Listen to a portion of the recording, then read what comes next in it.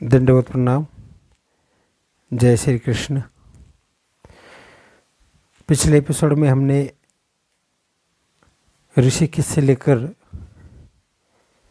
श्री दत्तात्रेय प्रभु की जन्मस्थली बद्रिकाश्रम तक का सफ़र तय किया। बद्रिकाश्रम आने के बाद श्री दत्तात्रेय प्रभु जन्मस्थली के दर्शन किए, रात को वहीं पर स्टे किया और सुबह उठकर तरोताज़ा होकर श्री दत्तात्रेय प्रभु के जन्मस्थली के फिर से दर्शन करके अब हमारा अगला पड़ाव जो है वो श्री दत्तात्रेय प्रभु जी के पिता जो इस पृथ्वी धरा पर जो दो महान वंश है, चंद्रवंश और सूर्यवंश, इनमें से चंद्रवंश के जो मूल पुरुष है उन आत्रि ऋषि की जो गुफा है उस गुफा की ओर जाकर उस गुफा के दर्शन करना, ये हमारा अगला पड़ाव है। श्री दत्तात्रेय प्रभु जन्मस्थली बद्रिकाश्रम या सती माता अनुसुईया के मंदिर से उस गुफा की जो दूरी है वो लगभग 1.5 या 1.25 किलोमीटर के आसपास है।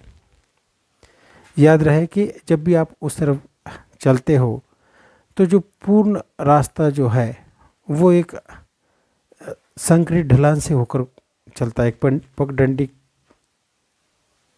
के रूप में चलता है। उसी पगडंडी से होकर आपको पैदल ही आत्रि ऋषि की गुफा की ओर जाना होता है। जाने के लिए दूसरी कोई और व्यवस्था यहाँ पर नहीं है। पैदल ही आपको वो 1.25 किलोमीटर का जो सफ़र है वो आपको पैदल ही तय करना है। याद रहे, जाते समय ढलान का रास्ता है, साथ में पानी की एक बोतल ज़रूर रखें। जब भी आप वापस आओगे तो जाते समय जो ढलान है वो वापस आते समय वो चढ़ाई में रूपांतरित होगी और आपको पूरी चढ़ाई वहाँ से 1.5-1.25 किलोमीटर की करनी पड़ेगी। तो याद रहे, साथ में हमेशा पानी का एक आध बोतल रहे जो कि आपको रास्ते में थोड़ी सी एनर्जी प्रदान करती है। तो 1.25 किलोमीटर का जो ये सफ़र है वो सफ़र बिल्कुल एकदम शांत है और रास्ते के दोनों ओर से हरी भरी झाड़ियाँ, अनेक फूलों वाले पौधे और बड़े बड़े वृक्ष आपको देखने को मिलते हैं, जो आपको और आपके मन को एक शांति की अनुभूति प्रदान करते हैं। अब यहाँ से हमें 1.25 किलोमीटर पैदल ही जाना है। तो इस रास्ते में मेरे मन में एक बात आई कि हम श्री दत्तात्रेय प्रभु महाराज जी के बारे में, श्री दत्तात्रेय प्रभु जी का नाम श्री दत्तात्रेय प्रभु कैसे पड़ा, वो इस सफ़र में इस विषय पर थोड़ा सा मंथन करते हैं, थोड़ा सा चिंतन करते हैं। कहा जाता है कि कृतयुग का आखिरी समय, आखिरी काल और त्रेतायुग की शुरुआत, इन दोनों युगों की जो संधि है, संधि काल जिसे बोला जाता है, जैसे दिन और शाम के बीच में जो एक वक्त होता है जहाँ पे सूरज अपनी लालिमा आसमान में बिखरता है, तो उसे संधि काल बोला जाता है। वैसे ही ये दोनों युगों का जो संधि काल है, उस संधि काल में कहते हैं आत्रि ऋषि और सती माता अनुसुईया के घर परब्रह्म परमेश्वर अवतार ने अपना अवतार धारण किया। अवतार जो है वो श्री कृष्ण महाराज जी ने जैसे गर्भ से अवतार धारण किया था, उसी प्रकार से श्री दत्तात्रेय प्रभु जी ने ही अनुसुईया माता के गर्भ से ही अपने अवतार को धारण किया है। ये पूर्ण रूप से उभय दृश्य अवतार है।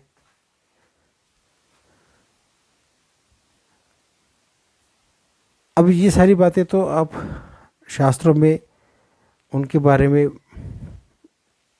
अन्य शास्त्रों में तो उनको हर एक परंपरा का, और हमारा भी शास्त्र जो है उनको अपनी परंपरा का जो आदि है, मतलब आदि जो है, मुख्य जो है, वो हमारी परंपरा की भी मुख्य रहे। और अन्य शास्त्रों में भी उनको अपनी परंपरा का मुख्य बताया गया है, कारण स्वरूप बताया गया है, मूल कारण बताया गया है, माना गया है।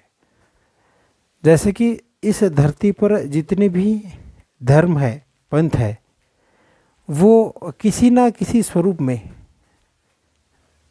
श्री दत्तात्रेय महाराज जी से जुड़े होते हैं और उनको ही अपना प्रमुख आदि कारण मानते हैं। जितने भी हिंदू परंपरा के, सनातन परंपरा के जितने भी धर्म है, वो श्री दत्तात्रेय महाराज जी को ही अपना आदि कारण मानते हैं। सारे ही वहाँ पे जाके अपनी मुख्य जो है, जहाँ से शुरुआत है, वो दत्तात्रेय प्रभु जी को मानते हैं। वो संधि काल में श्री दत्तात्रेय प्रभु जी का जन्म हुआ। उसके बाद वहीं पे वो बद्रिकाश्रम, जहाँ पे आत्रि मुनि और सती माता अनुसुईया का निवास था, वहीं पे वो रहने लगे बाल अवस्था में। अब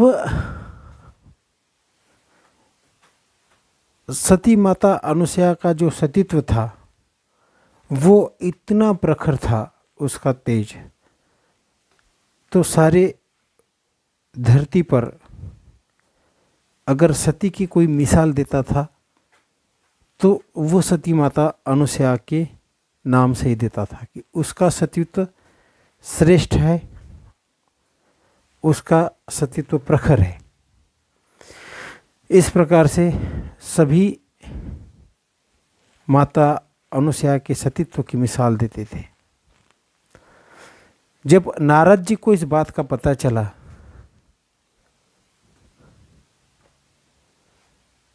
तो उन्होंने अपने मन में एक योजना बनाई। जो सत्य कैलाश वैकुंठ की जो देवियाँ है, उनको अपने सतीत्व पर गर्व था, वो अपने सतीत्व को श्रेष्ठ मानती थी,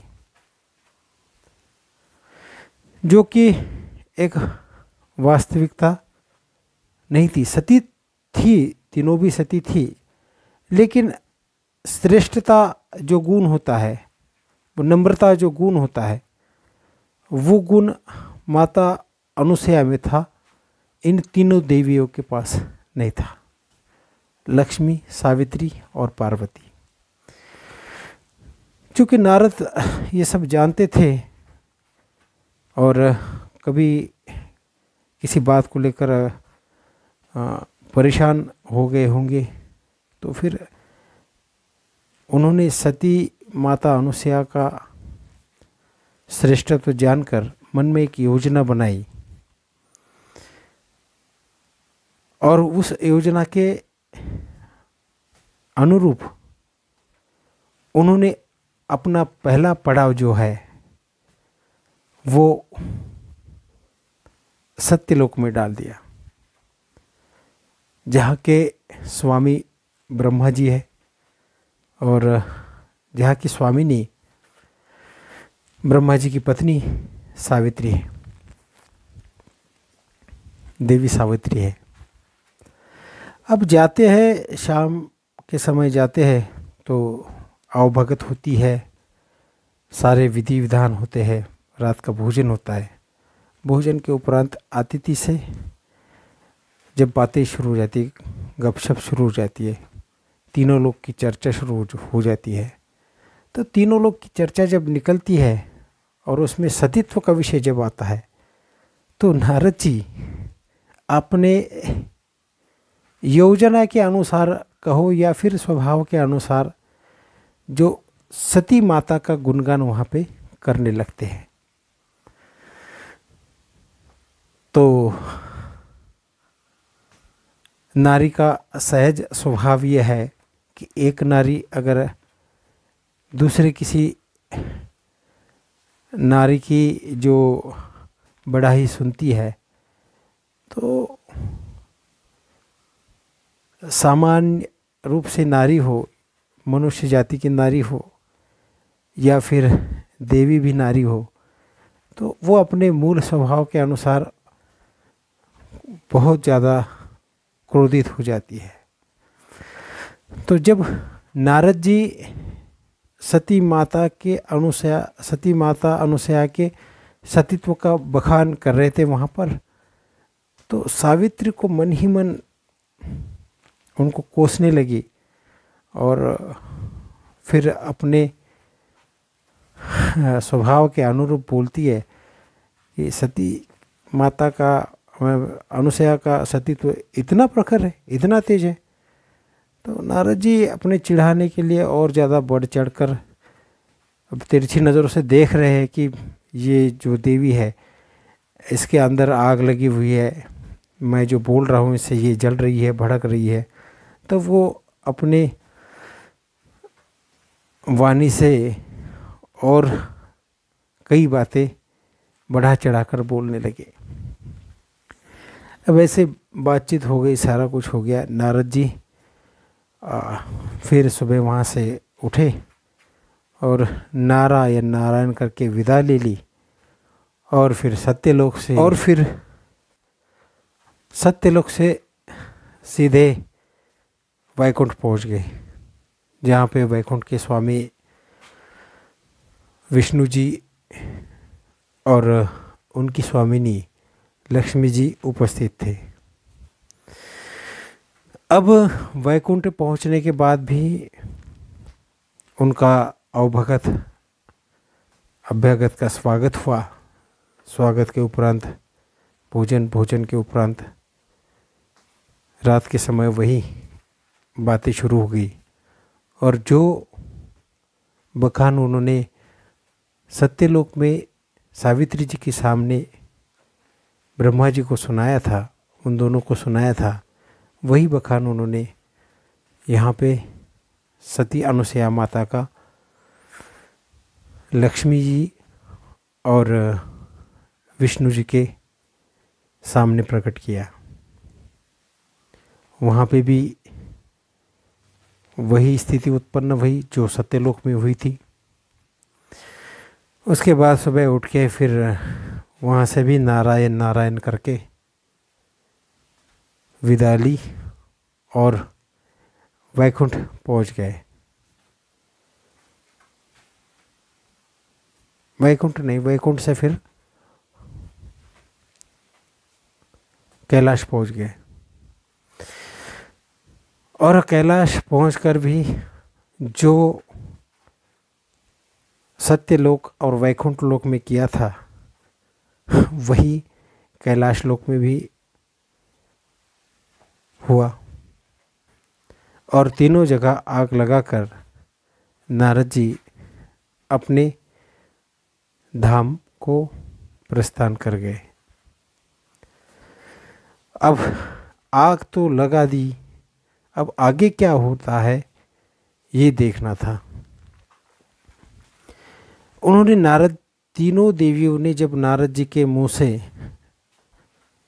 सती माता अनुसया के सतीत्व की श्रेष्ठता सुनी तो तीनों ही मन जलने लगी, गुस्सा हो गई, क्रोधित हो गई और अपने पति से आग्रह करने लगी कि आप जाओ, हमसे श्रेष्ठ सती मनुष्य लोक में हो ही नहीं सकती, अगर है भी तो आप उसका सतीत्व भंग करके आपको हमारी जो लाज है उसको रखना है और हमारा ही सतीत्व श्रेष्ठ है, ये दुनिया में दिखाना है। तो एक कहावत है कि आज तक बालहट, राजहट और स्त्री हट के आगे चाहे मनुष्य हो या देवता किसी की नहीं चली। तो उस कहावत के अनुसार ही फिर तीनों देव को अपनी पत्नी की बात माननी पड़ी और वो सती माता अनुसया का सतीत्व भंग करने हेतु अपने अपने लोक से पृथ्वी पर बद्रिकाश्रम आ गए। अब बद्रिकाश्रम आने के बाद तीनों ने चोला सन्यासी का भेष धारण किया और तीनों एक तेजस्वी सन्यासी के रूप में, जब आत्रि ऋषि कहीं बाहर गए हुए थे उसी समय पर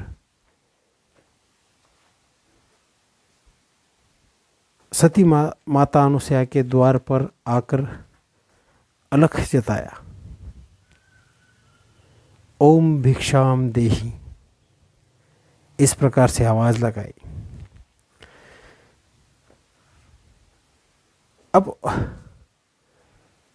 ओम भिक्षाम देहि की आवाज़ सुनना ये तो सती माता अनुसया के लिए कोई नई बात नहीं थी। भिक्षा मांगने के लिए साधु अक्सर उनके घर या उनके द्वार आते जाते रहते थे, तो वो अपने सहज रूप से, जैसे वो प्रतिदिन करती थी, उसी हिसाब से वो अंदर से किसी पात्र में गेहूं, चावल या अनाज लेकर द्वार पर पहुंची। देखती है तो आगे तीन तेजस्वी जो सन्यासी है, महात्मा है, वो खड़े। तो उन्होंने कहा कि महात्मा जी, आपको ये जो हमारी ओर से ये भिक्षा है ये आप स्वीकार करो।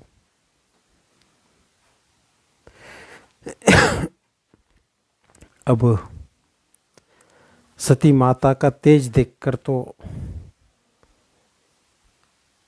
उनको भी ऐसे लगा कि वाकई में नारद जो बात बता रहे थे वो बात 100% सत्य है। लेकिन अब चूंकि अपनी अपनी पत्नियों का हठ जो है वो पूरा करना था, तो उन्होंने माता अनुसया से कहा कि माते, हम किसी की भिक्षा नहीं लेते, हम अपने पास जो है उसी को पका कर खाते हैं। तो आप हमें ये भिक्षा देने की बजाय हमारे पास जो अनाज है, हमारे पास हम जो आपको जो देंगे उसके पदार्थ बनाकर आप हमें दें, उसके पकवान बनाकर आप हमें खिलाए तो अच्छा रहेगा। अब ये तो बात कुछ और हो गई। अब स्वाभाविक रूप से ये देखा जाता है कि जो भिक्षा मांगने वाला दरवाजे पर आता है तो वो भिक्षा मांगता है और जो जजमान है वो अंदर से भिक्षा देता है। ऐसे भिक्षा लेने देने का स्वरूप होता है। लेकिन ये तो कुछ और ही दिख रहा है। सती माता अनुसया के मन में एक संदेह उत्पन्न हुआ, लेकिन उन्होंने ऐसे अपने चेहरे पे कुछ दर्शाया नहीं और फिर उन्होंने कहा कि अब जो भी है, अब अतिथि अगर विमुख जाता है, यहाँ से अपनी बात पूरी करके नहीं जाता है, तो पति की आज्ञा है कि दरवाजे पर कोई भी अतिथि आए, साधु आए, सन्यासी आए, तो वो विनमुख नहीं जाना चाहिए, खाली हाथ नहीं जाना चाहिए। उसकी जो इच्छा है वो पूरी होनी चाहिए। तो अब पति की अगर इच्छा का सम्मान नहीं हुआ तो वो भी, उससे भी सतीत्व में दाग लग जाता है। तो उस इच्छा को ध्यान में रखते हुए उन्होंने उन तीनों अतिथियों से कहा कि चलो ठीक है, आप हमें वो दे दो।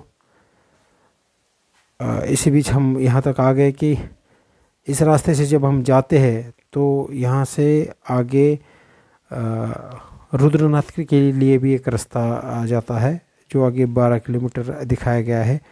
आगे चलकर आपको 2 रास्ते नज़र आएंगे, जिसमें से ये जो लेफ़्ट वाला जो रास्ता है ये रुद्रनाथ की ओर जाता है, वो आगे 12 किलोमीटर है। और जो राइट वाला जो रास्ता है वो नीचे अत्रि ऋषि की गुफा की ओर जाता है। तो हम लोग कहाँ पे थे? तो उन्होंने पति की इच्छा का सम्मान रखने के लिए फिर उनकी बात को मान लिया और कहा चलो ठीक है, आप जो भी ले आए हो, आपकी इच्छा के अनुसार जो भोजन है आपको मैं यहाँ बना के आपको देती हूँ। तो उन्होंने सोचा कि कोई जो साधु होते, कोई फल आहारी होता है, कोई कंदमूल आहारी होता है, या कोई जो बीज होते उनका ही सेवन करता है। ऐसे कई प्रकार के व्रत होते हैं साधु के। इसी प्रकार से इन तीनों का भी कोई व्रत होगा, कोई फलाहार होगा, कोई कंदमूल होगा, कोई ऐसे इनकी सोच थी माता अनुसूया की। लेकिन जब वो आगे देखती है तो हक्का बक्का रह जाती है कि वो तीनों अपनी अपनी झोलियों से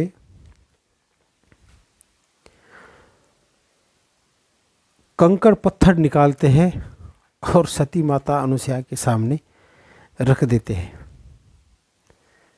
रख देने के बाद बोलते हैं कि देवी, आपको इन कंकड़ पत्थरों को पकाकर हमें इसका ही भोजन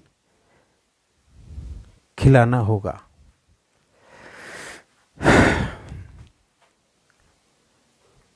अब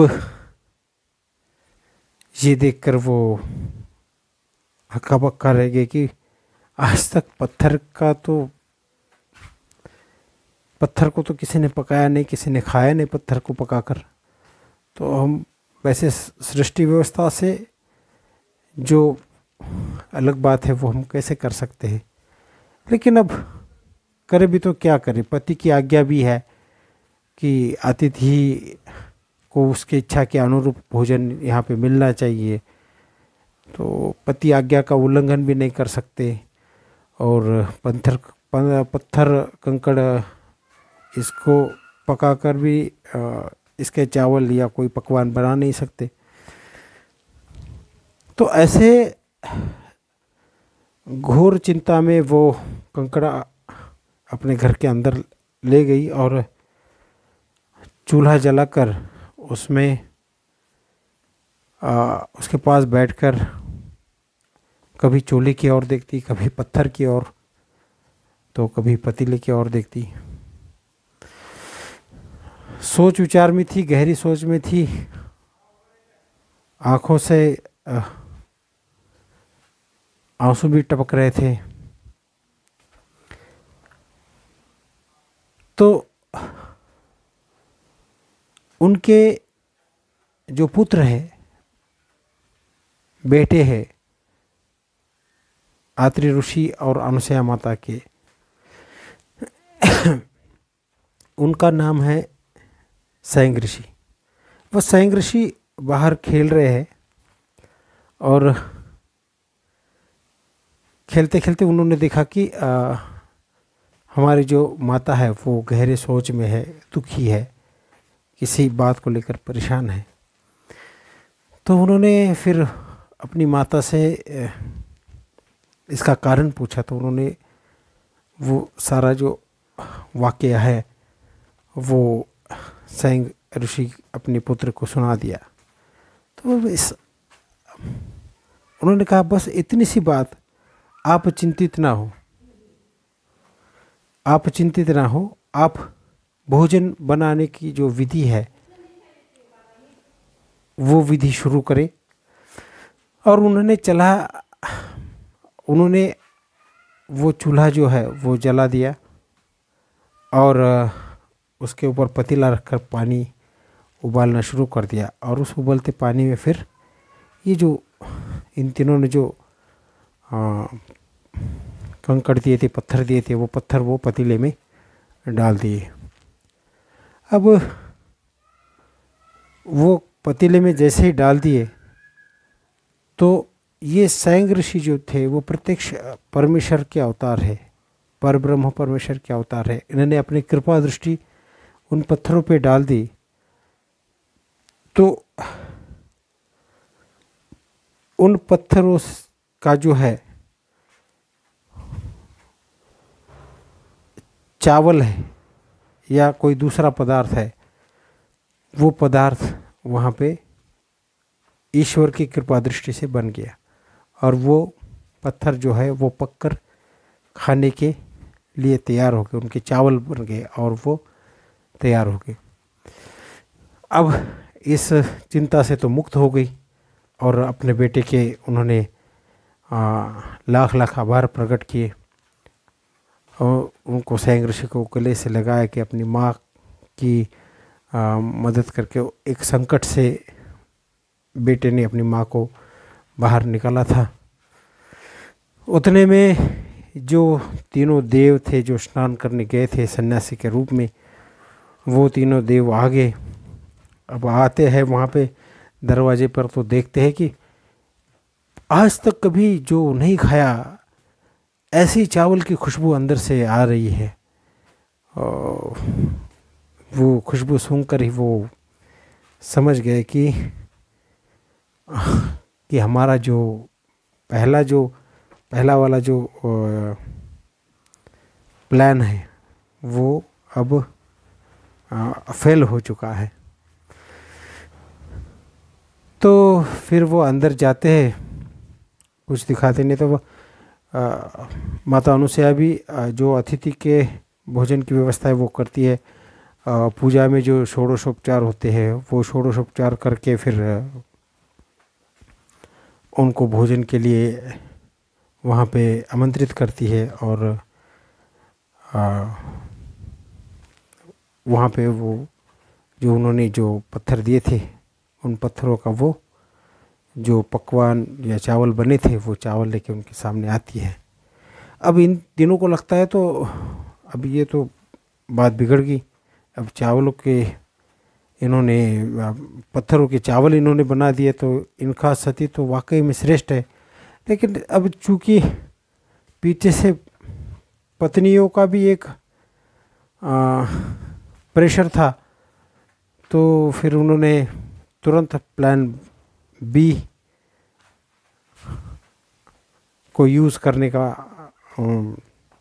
इरादा बनाया। उन्होंने कहा कि देवी, जब वो परोसने लगी माता अनुसुईया तो उन तीनों ने एकदम से हाथ बढ़ाकर कहा कि देवी, हम ऐसे कोई अगर हमें परोसता है तो हम ऐसे भोजन नहीं करते।